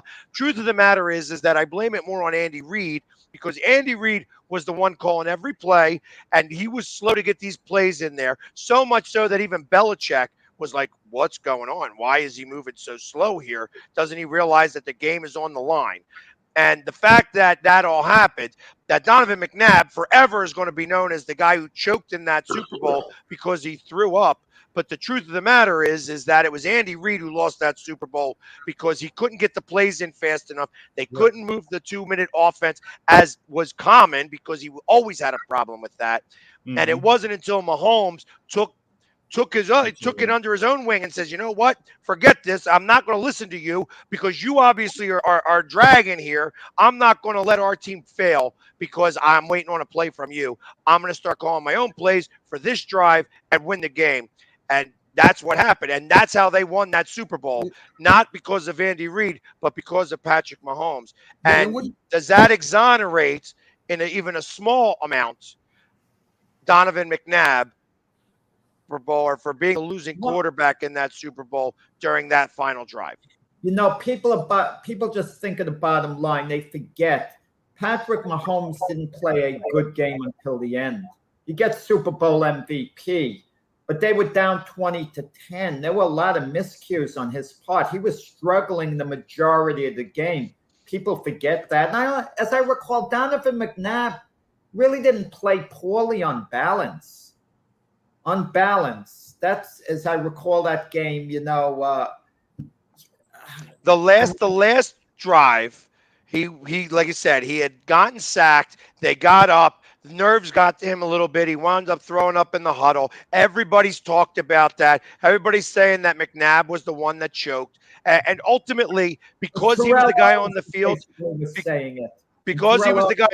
he's going to get that blame. But I'm saying, and I'm not fully exonerating him. I'm not saying that, hey, he had no fault. I'm saying that more fault had to get put on Andy Reid, where I'm not somebody who's always going to go to bat for McNabb. But as I think about this now, 15 years after the fact, or even 18 years after the fact, that Donovan McNabb gets some of the blame, but I think the crux of the blame should go more on Andy Reid because he was ill prepared for a 2-minute offense and in the most crucial of times, in the biggest moments up to that point in his career, he came up very, very small. And because of that, the quarterback came up small because the quarterback couldn't think on his own. Mahomes was able to think on his own, and because of that, was able to get Andy Reid his first Super Bowl ever. I think that that's more of a testament to Mahomes and not to Andy Reid, and that it gives more blame to Andy Ball 39 than it does McNabb. Don't overthink it. He's point blank better. You're missing my point.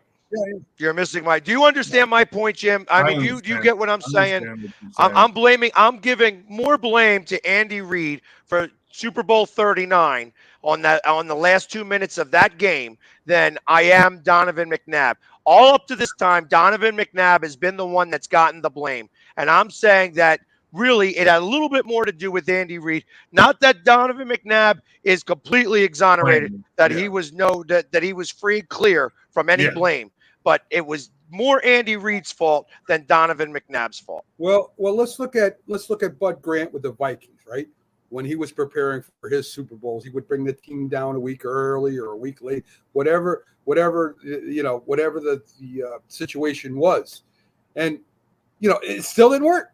It still didn't work. Kansas City beat the living crap out of them with their front forward Buchanan and the other guys. So there's only so much you can do, guys. There's only so much preparation that you could put into one game. So if you're going to say that, Pags, if you're going to say, well, it's Andy Reid more than Donovan McNabb, I can also say it was more Bud Grant than Fran Tarkenton also. Bud Grant was 0-4 in Super Bowl. Marv Levy. Yeah, same thing. Why does something like this happen, guys? You mentioned I have to disagree with you on that. Okay, we won't give Donovan McNabb as much blame as others have. Let's settle. Well, on he that. makes a good point. It's blame. There's enough blame to go around. Yeah. Right. But the Chiefs Vikings Super Bowl, that was Super Bowl 4. Tell me the logic behind this. The Chiefs manhandle them. They beat them 23-7. And what people forget, the following season they played opening game, and the Vikings decisively beat the Chiefs. What happens during the offseason? How can one team dominate another in the Super Bowl, and then the first game of the next season, which is very important, get manhandled and turn themselves? Sometimes it doesn't make sense. Well, I could answer that in terms of, one, it's not as important. Two, that the beginning of the next season, one that won the Super Bowl has got a Super Bowl hangover a little bit, and the other team is itching to get back at them because it's a revenge game because they lost the biggest game of their career the last time they played. That's the only. Do you guys remember when the college all-stars used to play? The opening game. Well, not the opening game, but the Super Bowl champions. Yes. And I think the Steelers beat them every which way by sideways. If it wasn't for the lightning during that game and the heavy rains, who knows how much of a bad score that would have been. Yeah. I'm going to tell you guys something, and Mac, you'll disagree. Jim will disagree. I don't know what Pags thinks. The University of Alabama this season is supposed to be absolutely loaded, a powerhouse. I think they'll be better than the Chicago Bears. Head on, they play and they would beat them. The University of Alabama. Yeah, I do. There is no way. Right. Go ahead, Jim. There's no way. You're dealing with grown men, Jack. Right.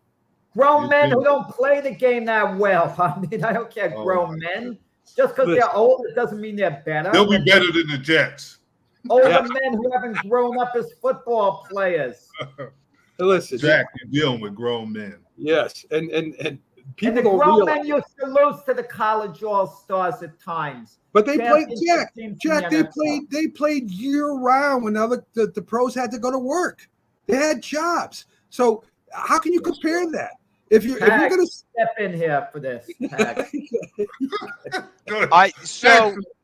so if you are playing with NFL rules, I think if you're playing with college rules, I think that there are certain times when Alabama could go up against one of these NFL franchises at the end of this season and probably beat them. I think that would have to do more with at the end of the season. At the end of the season, if you went 2-14 and now you were 2-15 and you were forced to have to play a college team, I don't think that you would have any interest in playing that college team, and that college team would do everything they could to try to beat the pro team, and that in that scenario, I think that would happen. If you were trying to play game one, Alabama versus any NFL team, I don't believe Alabama will win that game. Alabama's turning out stud NFL players. They're ready to go. By the end. We're way out in left field now. Yeah, we are. How would they be ready to play? You're look at the college football schedule. They still got terms where they got to take time out. They still got the disadvantage of playing in a college field without the same indoor facilities the NFL has. So how can you even compare, not play, but compare Alabama to, I don't know, any team in the NFL? And think about this too, because Pickles brings up a good point, is that you're breasting in all these guys were drafted free agents, but this is the best of the best. Alabama, not every player on Alabama gets drafted. Right. So you're saying that every player obviously is going to play, yes, but there are going to be some weaknesses, even as great as Alabama is. Yeah. And that's the problem you run in. Now, they say that Alabama's secondary might be the best ever, but still, you're playing against the best of the best. And that's why I say at the end of a season, if you were to put some team up there who just lost 14 or 15 games the entire year, and then you're forcing them to play a college team, that college team would probably have the best opportunity to win because of that alone, because the pros are going to be cashing it in. Take over. Yeah, right. And Vince Lombardi, you walk out there and say, "Mommy, that's the guy that got beat by Alabama." Listen, Alabama's also going to have better coaching with Nick Saban and his staff. Oh, here we go. Keep that in mind as well. Over Nick Saban left the NFL. Yeah, if he was that good, if he was that good, Jack, he'd still be in the NFL, and he's not. Yes. So I mean, come on. He's getting paid. He's getting paid great great money. He left, Jack. He left the Miami Dolphins. Right.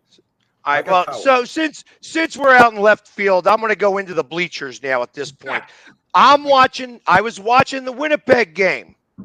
Now, and I know that there's somebody here that actually cares a little bit about Winnipeg right now because they're going for their third championship. And I got a question. Winnipeg wound up scoring a touchdown late to take the lead. There was only time left for a kickoff. They kicked the ball off. On the kickoff, they did a spot kick or something like that they punted the ball kind of back. What is that play? Obviously, Winnipeg won the game because they wound up recovering that punt at the end. But what was that play? I don't understand what that whole thing was because we're talking Canadian football. That's not a play that ever happens in the NFL. What was going on there, Jim? That's a good question because I don't know either. All right. But it was something that happened. You had to have seen it, obviously. I saw the play, but Winnipeg CFL has different rules than them. Did you know if you don't return a kick from the end zone, the other team gets a point? Stuff like that. And that's I thought they had to make it through the uprights to get the point. No. So just a touchback is a point. Yes. And there's things like that nature. I don't know why they did that. I'm not going to sit here and lie. Yeah, so it was just one of those interesting plays, and I'm glad it happened with Winnipeg because I thought I could ask you about it, and maybe you would know. I didn't know about it, and obviously I know that there's a whole bunch of different set of rules when it comes to Canadian. Look at their end zone; it's like 20 yards long. I know, and the hash marks are different. Yeah. How would Winnipeg do against the USFL champions?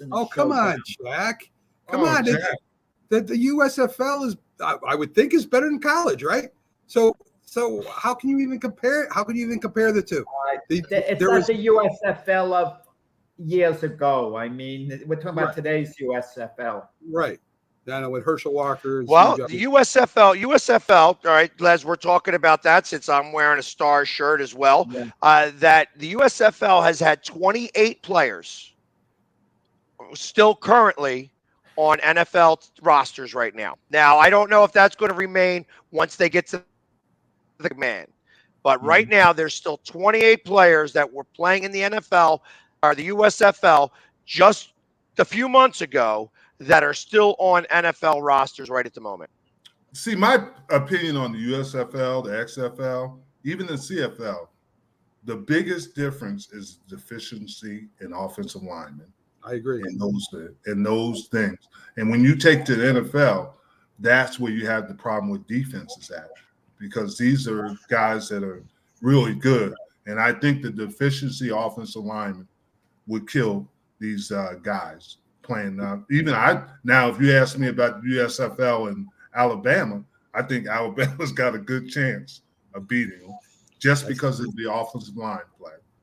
Yeah, I don't think they beat Birmingham, who just won the USFL championship, but I think that they could beat one of these USFL teams that they aren't. That they're not really as great as. Like I said, when you put Alabama and the 90 players that they're allowed to have on their sideline against the 53 that you're only allowed to have on an NFL sideline, that's going to play to some sort of advantage. And again, if you're playing with college rules, college is going to be able to do the things that they do, and NFL and USFL rules aren't going to apply. You're going to have a little bit of an advantage in being in the college game rather than a pro game. Yeah. And that's where I can kind of see. Again, I think that it would be a closer game, but I think that Alabama could win a game against a USFL non-playoff team. Yeah. But here's also what you think about. The biggest struggle NFL teams are finding right now is finding offensive linemen. And they're every team, because not the Eagles. Not the Eagles. They have literally 15 offensive linemen. 15 offensive linemen. We have 10 backups. 10 backups. Tom Brady's came back to the Buccaneers after his little hiatus, but his offensive linemen have disappeared. It's in disarray, his offensive line. And that's a big issue. That is a major issue. I can't see him being successful at that offense because Brady, let's be honest, and I don't blame him. He's a little gun shy because when you're 45 years old, you can be as effective maybe if you're Tom Brady as you were younger, but I can't imagine you having the resiliency to take the same hits like you were when you were 28. I think it has a much bigger effect when you get hit at his age. So if you give Brady room to operate, he's a genius. He could do great things, but he can't take the hits. And what's going to happen when no one's blocking for him? It'll be like Joe Namath. So, but Tom Brady has got a 2.5-second release. That's the big difference with that he gets rid of the ball, and that he'll have a little bit this year. I think probably more than most years. He'll have a little bit of Eli Manning-itis, where he'll go down faster. Not to get hit. You can say the same thing about Dan Marino. You can say the same thing about Namath. They all had quick releases. Joe Montana had a quick release. Exactly. Dan Phelps had an incredible release. Yeah, and he had an incredible. I mean, what's that? Air. I don't know, air something or other. Where I've never Air Supply. We're all out of love. I'm so lost without Air Coryell. Air Coryell. Yeah. Thank you. Guys, I've never seen so many injuries in the NFL like, it's this year. It's getting really bad. Even the Raven mascot got injured. It's getting like a little out of hand here. He's right when Dallas is suffering injuries to the offensive line. It was Tyron, but he's always injured. Yeah, well, and so that's why I believe that the Eagles are going to have the best shot to go far because they have the depth and they have one of the best offensive lines in the NFL. Hold on. I've said that's how you win championships. 3 yards off the ball where you win those championships. Let me find my Twilight Zone piece again so I can play it for Pags as he continues talking nonsense about it. And last time you did that, how right I was, right? Pags. You remember how you thought I was crazy? And who was right? this guy. Yeah, that guy was. Pags, A blind squirrel finds a nut every once in a while. Yeah, the clock is right twice, once, and every day. So. Mac didn't really put me down for this a year ago, but Jim just laughed at me like I didn't know what I was talking about. I said a year ago, Jalen Hurts is the next Doug Flutie. I put him as a Doug Flutie quarterback type. He's of that caliber. And I think I'm proven right now. He's trending right towards that. He'll be on the level of a Doug Flutie. And with a Doug Flutie, it's good enough. You can win a Super Bowl with a Doug Flutie. Doug Flutie never won a Super Bowl. Yeah, but he did win some. He did win some Canadian championships. There you go. You heard it. He won Canadian championships. With the Bills, he did. With the Bills, he did too. I mean, he replaced Johnson, right? And he ended up taking on a big run with the Bills. Yeah, Doug Flutie. Yeah, that's what Jalen Hurts is. I see Doug Flutie and Jalen Hurts. Yeah. Okay. All right. I don't know that I see Doug Flutie and Jalen Hurts, but I think that Jalen Hurts is I think all of his other intangibles can make up for his arm strength. Now you're saying, and that's a real thing. You didn't say that last I feel that he could do well, but it's got to be the game's got to be called right for him, and all of the conditions got to go right for him. Like I said, I think that in a crazy world, if every bounce goes right, that the Eagles could go 13-4. I don't expect them to go 13-4. I got them going 11-6. But I'm saying that if they get all the bounces right, this is a fairly simple schedule, and that they would be able to go 13-4. But I doubt it. Like I said, I think they go 11-6, but I think they make a big splash in the playoffs. They wind up in the NFC Championship game. Like I said, write it down, take a picture, save the video, go ahead and tell me that I'm wrong at the end of the season when we're in the NFC Championship game. And they'll be playing at the end of the season.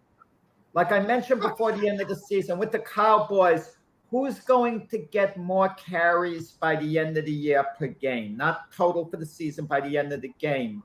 Ezekiel Elliott or Tony Pollard? I think by the end of the year, Pollard's going to be the main back. Ezekiel Elliott will, and I'll tell you why. Because he's still, have you watched him this preseason?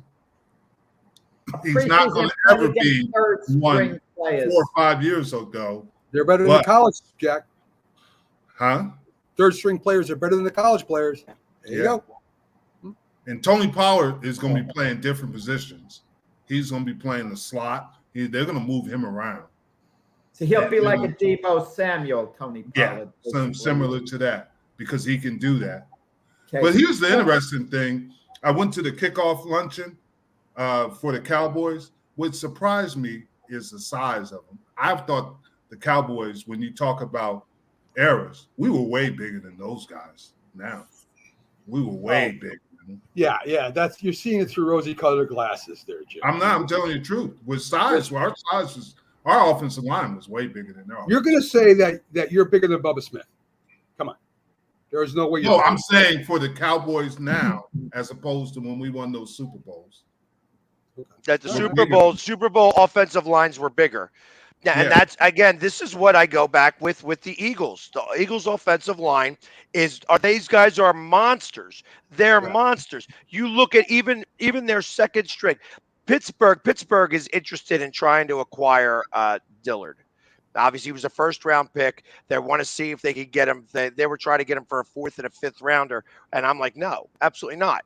He was a first-round pick. He's still a good offensive lineman. He's going to wind up going to Pittsburgh and be able to be a starter over there because their offensive line is so depleted. I would keep him.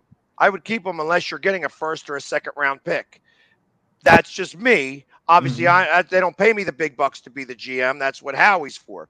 But that being said, they showed the depth of the offensive line on the Eagles. And as of right now, before the 53-man roster cuts, that they have 10 backups to the 5 guys that are, the 5 main guys that are on the field. And I think that's what you need. That because you don't want one of your offensive linemen. You don't want to be scrambling like Dallas is right now because that guy got hurt. That they don't have somebody who's going to really fit into that scheme right now, who's going to be able to fill the shoes of that. Tyron Smith has been hurt the last 5 years.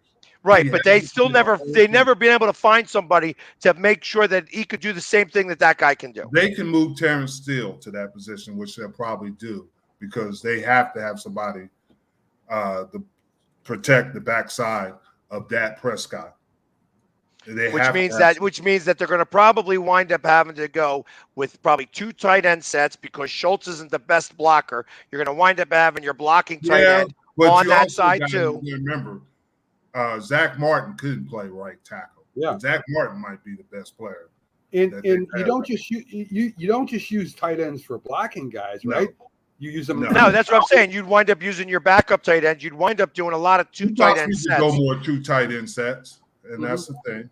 To have just to be able to give some help on that side. That's what I'm talking about. Like, so I feel that, especially like now against the Eagles, the biggest problem that they had last year was no quarterback pressure. They quarterbacks could just go back in the pocket, have a sandwich, pick their teeth, scratch their butt, and then throw the ball and still complete it 10 minutes later. That was the biggest problem last year. This year, they're not going to have that same problem because they got bigger guys. Let's not forget that. Can you? I didn't hear you, Matt. That they threw snowballs at a drunk Santa Claus too, so we can't forget about that. Guys, can you? I can mute anybody here. guys, can you imagine a team had a quarterback with fantastic talents? You can't cut him; he could get away with a lot. Who's an Antonio Brown personality?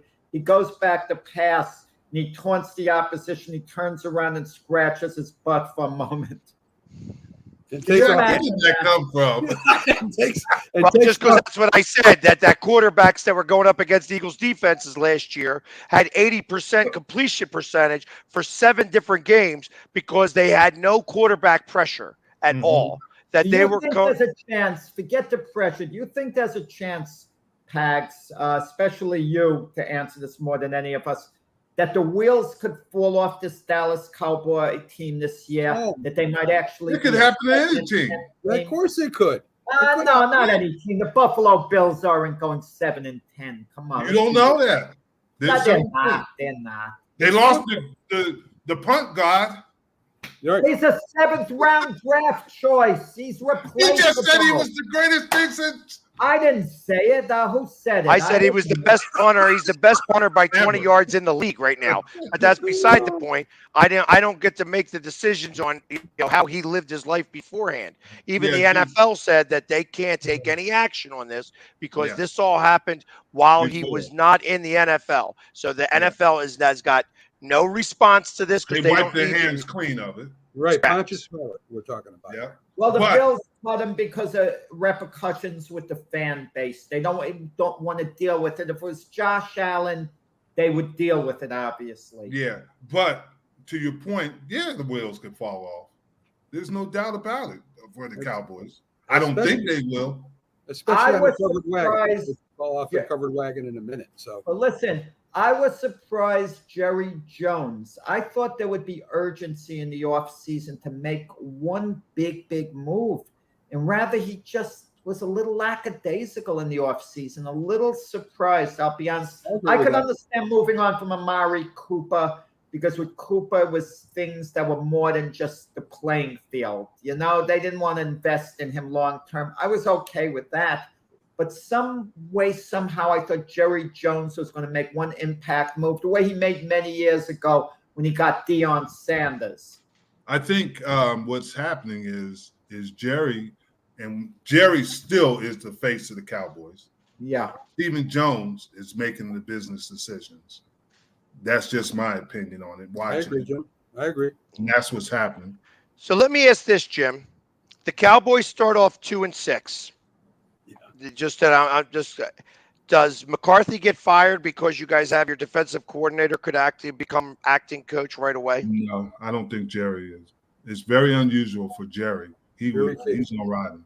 So is there any record that the Cowboys could have? And I'm saying that they go 2-4, out of 6 games, or 2-6 in the first 8 games.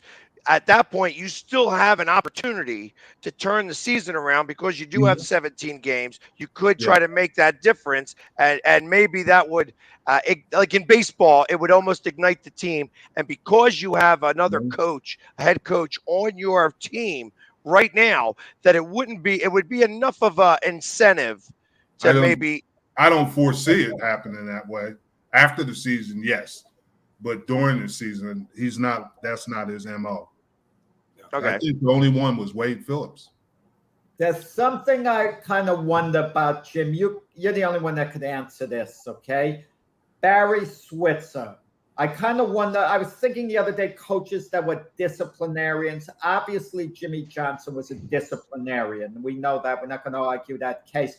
But I remember an interview with Michael Irving while he was playing for, Barry Switzer. And they asked him, could Barry Switzer crack the whip? And Michael Irvin started laughing and then said, yeah, Barry can crack the whip. And he was kind of laughing, saying it. Could Barry Switzer? Barry could. I know Barry wanted everyone to love him. But here's the thing. Crack the whip. The thing about Barry Switzer, and I've always said this, he's the grandfather you always want. Right. About Barry. Grandfather can't crack the whip. Barry believed that men should act like men.